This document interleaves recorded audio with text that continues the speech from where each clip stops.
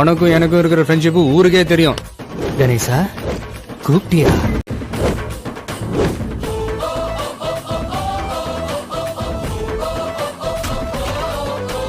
ராமா ராமா ராமா ராமா ராமா கிட்ட வில்ல கேட்டேன். பீமா பீமா பீமா பீமா பீமா கிட்ட கதைய கேட்டேன்.